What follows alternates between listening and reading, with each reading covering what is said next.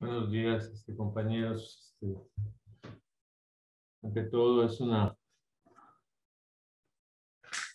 gusto estar frente a ustedes para poder compartir un tema que desde mi punto de vista es sumamente importante, es un tema de actualidad debido a las circunstancias que vivimos eh, en términos globales. En todo el mundo, en términos muy generales en nuestro país, que es estar cursando con un exceso de pandemia, una pandemia que eh, básicamente por sus características se vive como una situación que yo pudiera comparar a un estado de guerra, prácticamente de guerra mundial, porque una guerra mundial deja efectos colaterales sociales, psicológicos, eh, físicos, económicos, todas las posibilidades habidas y por haber. Ante este concepto, quisiera yo definir eh, una, un abordaje o una estrategia que es fundamental eh, en situaciones como esta, debido a que, como en las psicosis de guerra, de la misma manera terminamos viviendo condiciones psicológicas eh, terriblemente complicadas que afectan la salud mental, en este caso a nivel mundial, ¿no? Eh, y consideré que era interesante hacer una revisión sobre el concepto de resiliencia, debido a que no solamente es un proceso que tenemos que tomar en consideración en este tipo de situaciones, sino que es algo con lo que vamos a tener que tener como abordaje a mediano y largo plazo, cuando el problema de pandemia quede de alguna manera controlado, pero no erradicado, porque pues incluso los epidemiólogos actualmente ya están comentando el concepto de pandemia ya más como un asunto endémico, ¿no? Entonces quisiera empezar con definir la resiliencia, cómo es ese sentimiento de resistir y rehacerse, reconstruirse. Es volver a remontar después de la caída, revolcarte con la ola y no dejarte revolcar. La resiliencia te invita a encontrar la ventaja de la desventaja, lo bueno o lo malo, la gracia de la desgracia. La vida sabemos que es incómoda y la resiliencia también lo sabe. Y esta hace que se mire con esta incomodidad como una especie de bendición oculta. El resiliente sabe que al cerrarse al, al sufrimiento, este se vuelve mucho más doloroso. Hay que soltarse, hay que abrirse. Eh,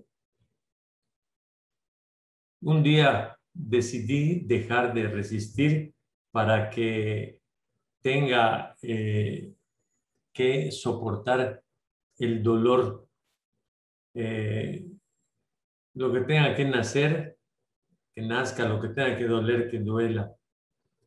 Eh, tenemos que enfrentarnos con mucho valor a este fenómeno. Y pues dicen que lo que no nos mata nos hace más fuertes y por lo tanto en el concepto de resiliencia hay que fortalecerse para todo el proceso que vivimos y el venidero. Entonces, básicamente el objetivo del siguiente trabajo es hacer un comparativo del concepto del factor de resiliencia con una situación de crisis social mundial, como había yo dicho hace un momento, que equivalen como a una especie de guerra mundial, ¿no? Y en la que se pretende incluir como ejemplo todo el estado, todo el contenido biopsicosocial en el que se encuentra el mundo en general y en particular nuestro país. Evidentemente esto nos ocurre lo mismo tanto a franceses, ingleses, alemanes, gringos, sudamericanos, africanos, puede ocurrir en Canacín, Tixcocop, Tecash, Valladolid, Mérida, China, Japón. Es un fenómeno mundial. Cada quien lo vivirá a su manera y tendrá mucho que ver con su proceso de culturización, de costumbre, de hábito, de principio, de norma, de ética, pero finalmente es una desgracia, ¿sí? Esta es una historia que podemos definir como increíble, pero curiosamente esta es una historia que se repite regularmente en todos los seres humanos, a partir de que el ser humano fabrica civilización. Porque si nos posicionamos en el plano específicamente biológico, solamente tocamos el tema de lo biológico ahorita, ¿no? Para definir el conflicto por el que estamos pasando, podemos decir que estamos frente a un pequeño fragmento de RNA donde se esconden unos cuantos genes, unos 10 o 12 genes, no más, un pequeño pedacito de núcleo que entra a la célula del ser vivo de nosotros. Y si entra a una célula cerebral, ese pedacito hace explotar el cerebro. Y si entra a una célula del pulmón, ese pedacito hace explotar el pulmón. Pero ni siquiera podemos hablar de un DNA, es solamente un fragmento de RNA. Y aquí hago a un lado el concepto de lo biológico. Paro aquí y considero o paso a considerar que todo el resto de nuestra problemática es un fenómeno de civilización. Me viene a la mente, recuerdo en alguna ocasión en el Instituto Mexicano de Psiquiatría, cuando pasé por un laboratorio de estos que estudian etología humana, tuve la oportunidad de ver a un grupo de chimpancés que tenían una parálisis facial periférica. Esta era producida por un virus y no había una explicación. Hasta que un día, por alguna razón, por un accidente, un mono de otra jaula se metió a la jaula de estos monos. Ese mono era más fuerte y agarró al mono más pequeñito que estaba ahí, se lo comió totalmente calientito, fresquecito. Evidentemente el monito hizo todo lo posible por defenderse antes de que se lo traguen y rasguñó, mordió, le produjo algunas lesiones al mono gigante, ¿no? En la medida de sus posibilidades. 15 días después, ese mono invasor presentó parálisis facial periférica. lo cual pues evidentemente le transmitió el monito, el monito al que se comió al intentar defenderse con esos rasguños y mordiscos que le había hecho y por supuesto inoculándole el virus, ¿no? En un mundo de monos es muy problemático poder comprender qué pasa, pues estos solo se comunican con gritos y algunas expresiones faciales. Entonces, los monos portadores no podían entender al mono infectado por mucho que dijera, que gritara, que se quejara, que protestara. Y lo que hicieron fue echarlo, lo sacaron de su jaula y lo mandaron a otro lado, ¿no? Y 15 días después, pues ya no había virus, ¿no? Porque la especie del mono que se infectó eh, no está capacitada para poder comercializar el virus. Y por esto, cuando fabrican virus, los monos infectados, como este mono invasor, no tienen la habilidad para poder venderlo, mientras que nosotros, los seres humanos, desde el periodo neolítico, o sea, hablando desde nuestros orígenes en la Tierra, desde la perspectiva antropológica, hacemos un stock de alimentos y curiosamente nuestras portadoras inmediatas, que son las ratas, se encargan de fabricar el virus y además de transportarlo. No sé si ustedes recuerdan una película que se llamó América, donde llega Colón a las playas de la Española y lo primero que desciende de la soga del ancla de el barco es una rata que va nadando hacia la isla de lo que sería en aquel entonces San Salvador y que llevaba la peste. Y esto, independientemente de la historia de Colón, podemos decir que lo podemos ver desde hace 10 años, 10.000 años aproximadamente, como un fenómeno capaz de tribular epidemias de virus y pestes. Esto, pues, evidentemente es una situación sorprendente porque curiosamente en la raza humana lo que realmente fabrica el virus es la intensiva y excesiva ganadería. Sobre todo la parte de la ganadería que está orientada a hacer comida, que básicamente es la gran mayoría, ¿no? Desde carnes brasileñas hasta pescados noruegos, pájaros chinos, cochinita pibil, el churrasco argentino.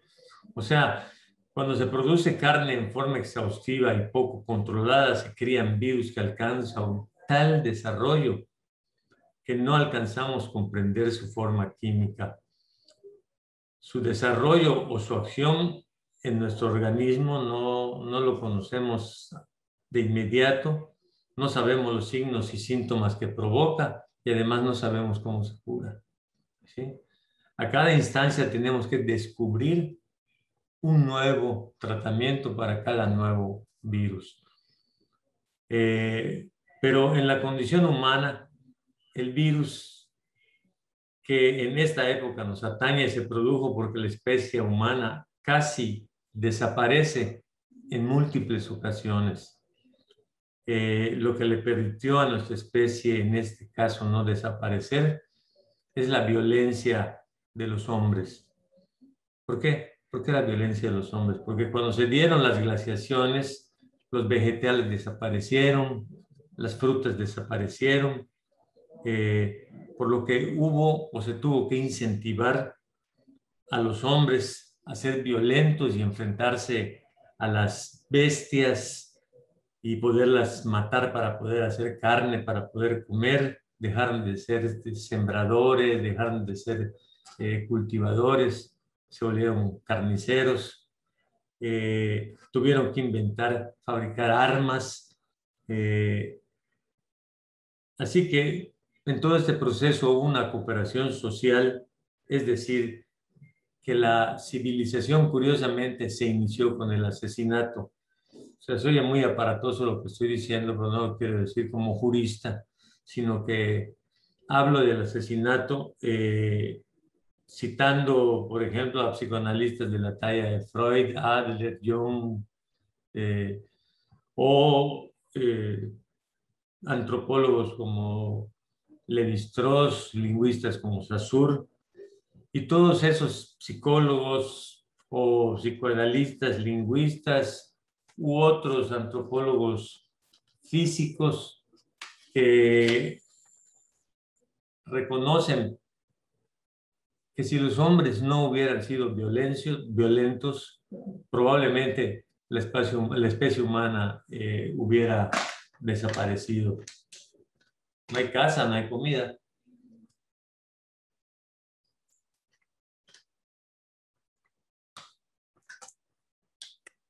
Pero de todos modos, este es un mal punto de partido, porque la violencia de los hombres que permitió que no desaparecieran, hay que compararla con que el 95% de otras especies han desaparecido y el 5% que somos nosotros no desaparecimos.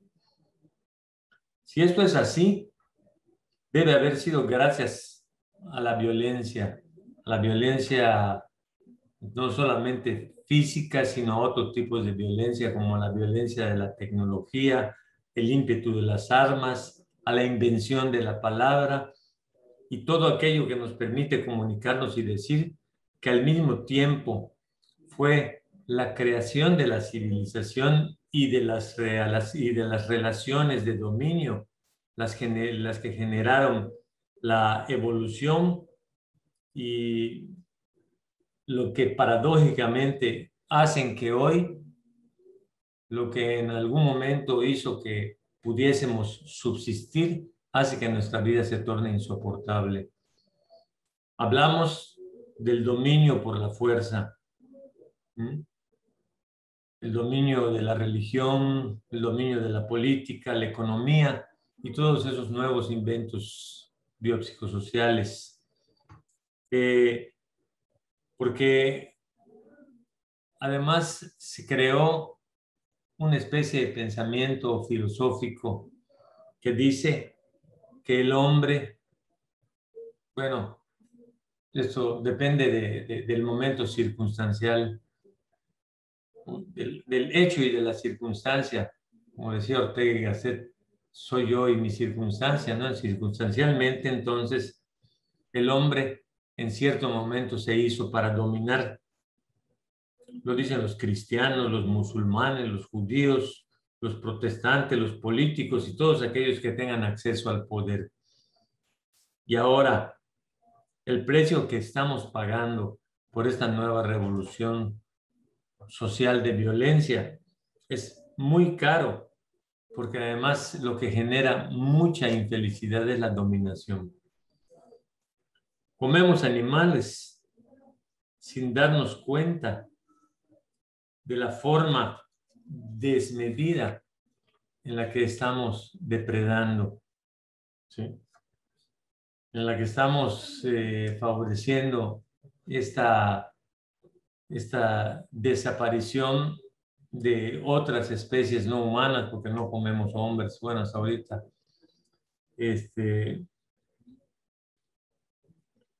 Y esto también nos lleva forzosamente a depredar algún otro tipo de medios, de ambientes. Depredamos el medio ambiente, intervenimos en gran medida y de manera irresponsable en los grandes avances nucleares, genéticos, climáticos y otros. Por ejemplo, podemos poner como ejemplo de este giro, de esta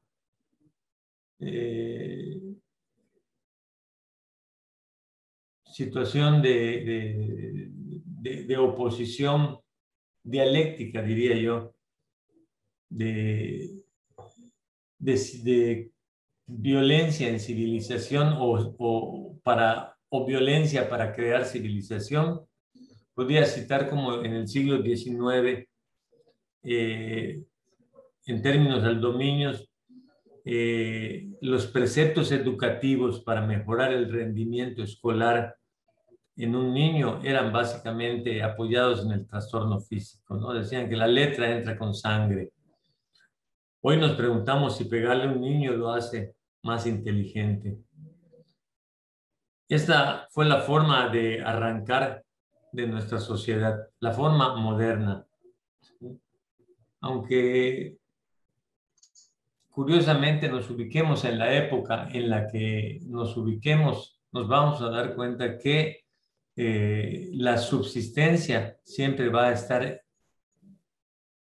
guiada o tomada de la mano de la dominación.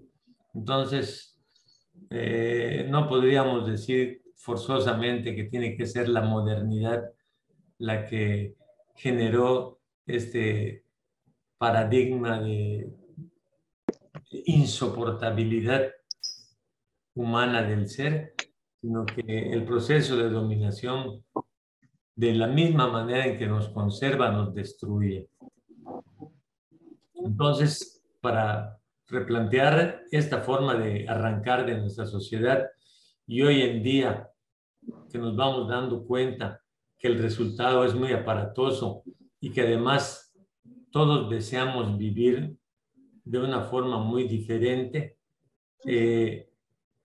se nos plantea un precio filosófico muy costoso. Podemos partir que el pensamiento filosófico de cómo nos estructuramos es descartiano. Descartes planteaba que el cuerpo era lineal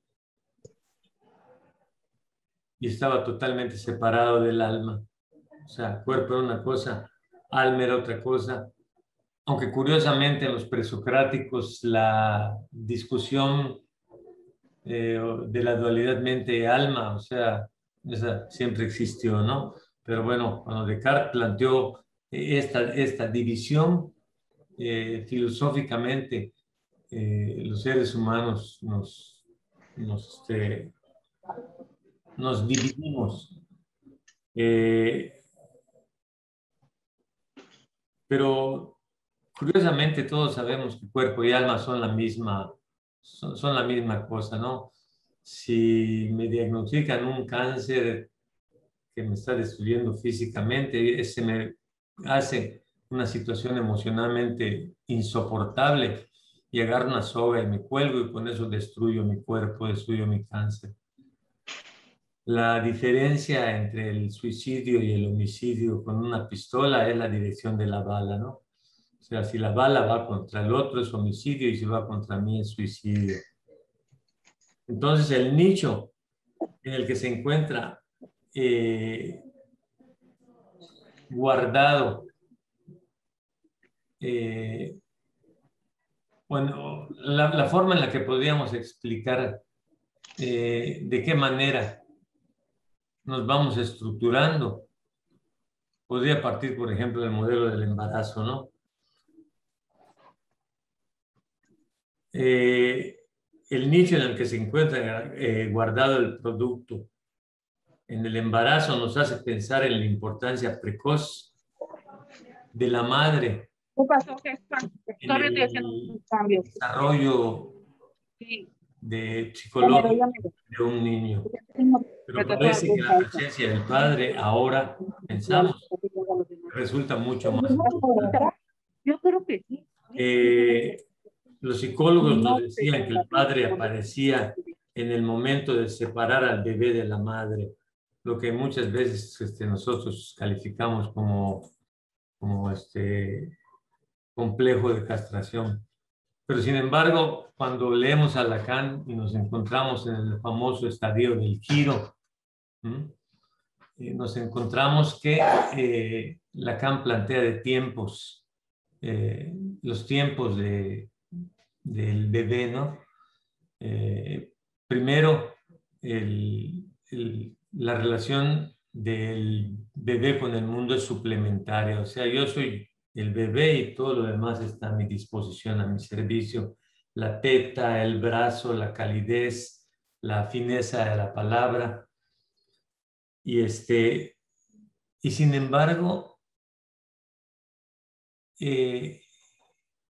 un día la madre está abrazando al bebé a los 6 meses aproximadamente, y el bebé, viéndose en el espejo, de repente ve que él y lo que lo tiene abrazado no son la otra extensión de él, sino que es el otro.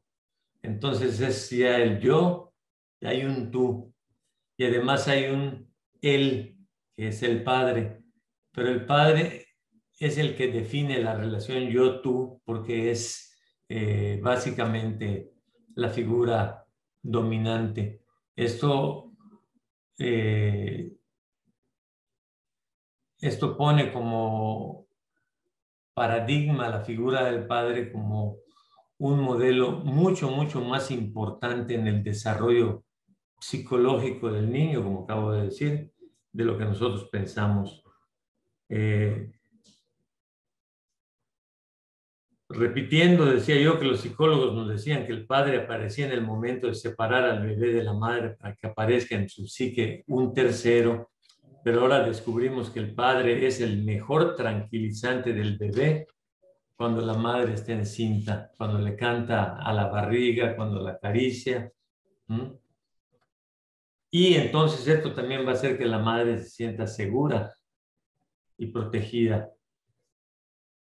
Pero vamos a verlo al revés. Si hay un ambiente violento, con un padre violento, ausente, entonces habrá una madre angustiada, con estrés, secretando excesos de cortisol y catecolaminas, las cuales van a atravesar la barrera placentaria y van a flotar en el líquido amniótico, haciendo que estas sean ingeridas por el bebé, y entonces se pachequee el bebé de cortisol y de catecolaminas y esté todo estresado desde antes del nacimiento. Esto Descartes no lo pudo describir por su pensamiento lineal de la época, donde decía cuerpo es una cosa y alma es otra cosa. Por eso hago esta descripción, porque cuerpo y alma son inseparables. Eso nos lleva a hablar de los famosos 1000 días del bebé.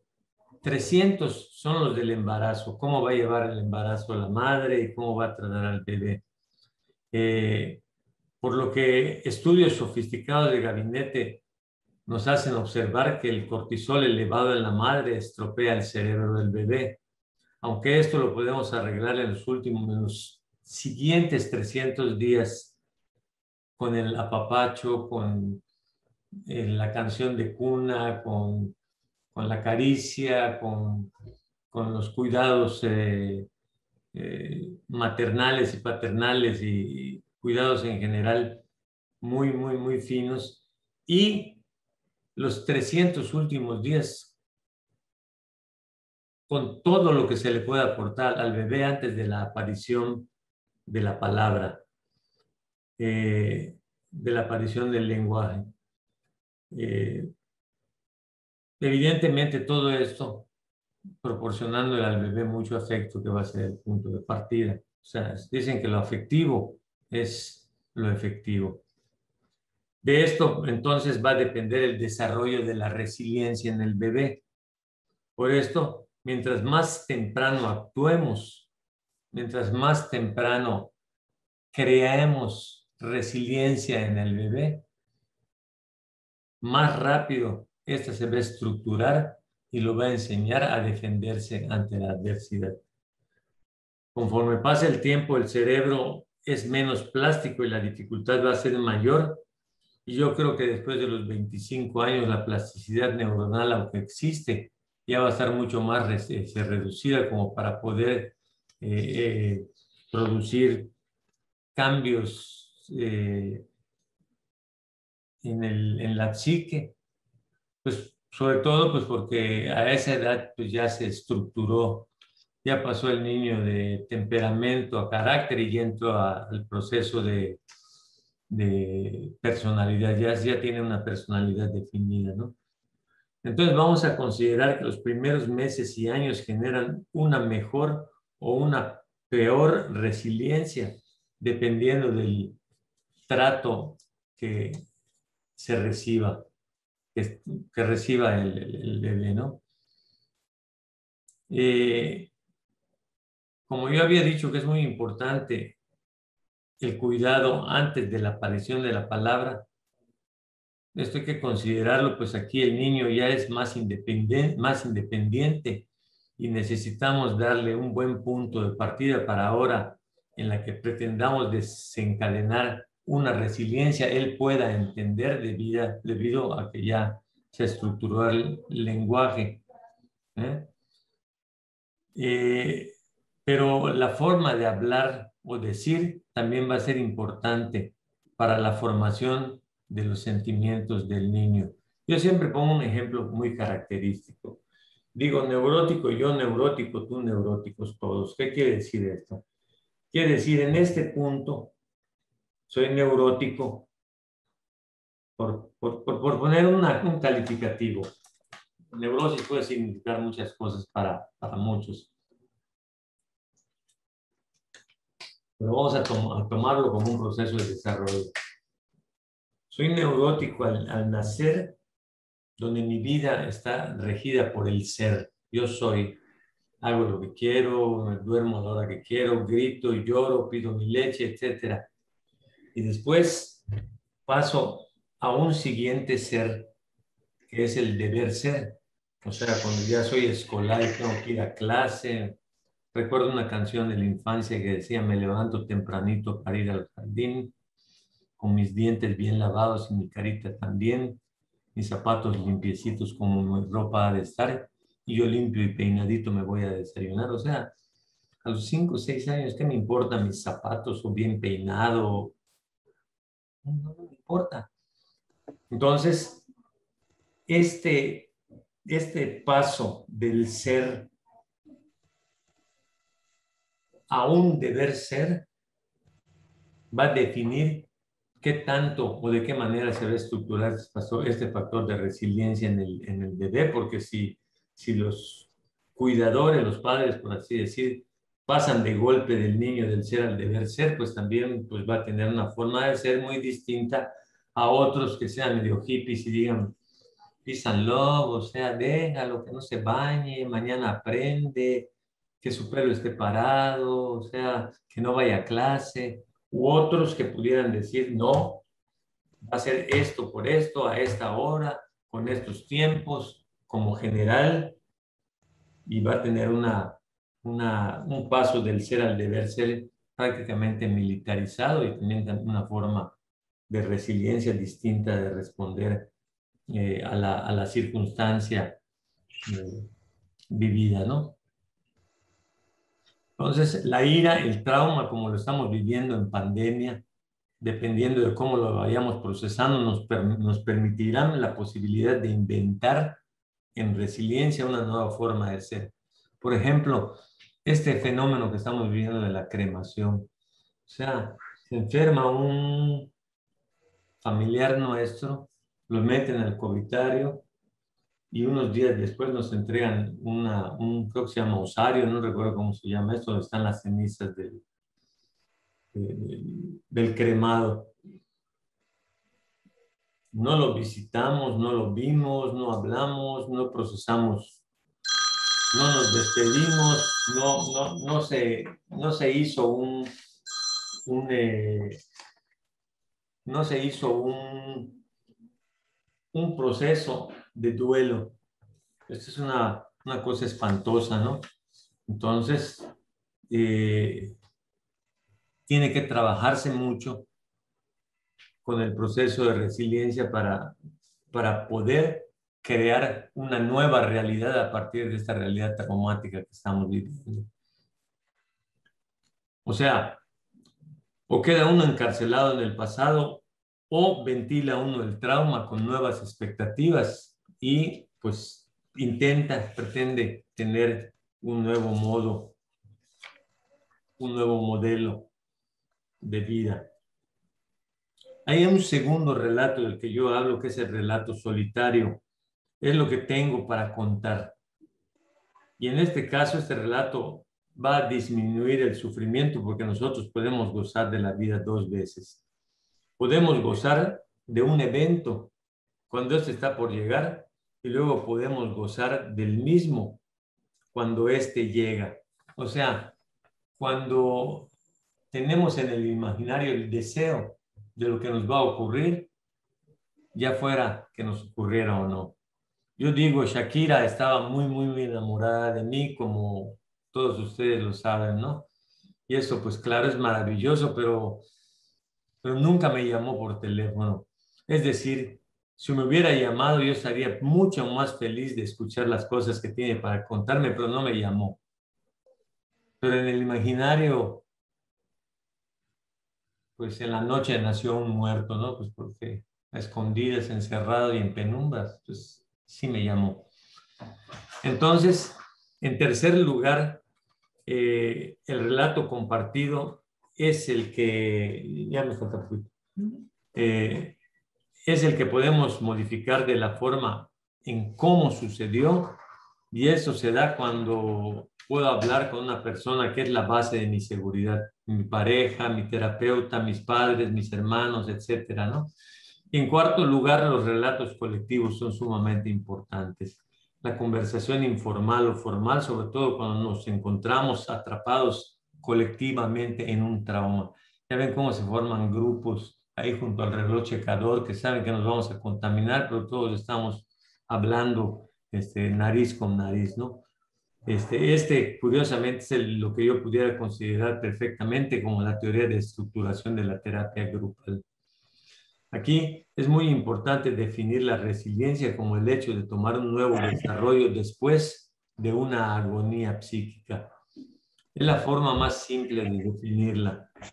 Lo que sí es complicado son los factores de resiliencia que son neuropsicológicos, psicológicos y sobre todo la verbalización de los relatos. O sea, una cosa es el pensamiento y otra cosa es la construcción del mismo a partir de los síntomas.